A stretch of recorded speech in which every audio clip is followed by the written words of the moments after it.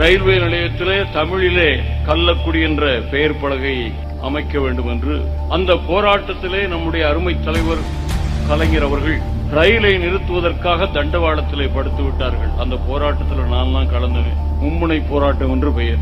எனவே அதனுடைய நினைவாக கள்ளக்குடி கொண்ட கருணாநிதி வாழ்கவே என்ற தலைப்பை அமைத்து அப்பொழுதே ஒரு இசை திட்டம் பாடியிருக்கிறேன்.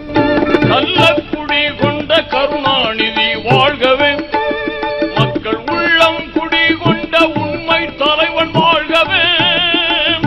கள்ளக்குடி இசை முரசு என்று ஒருவரைத்தான் சொல்ல முடியும்.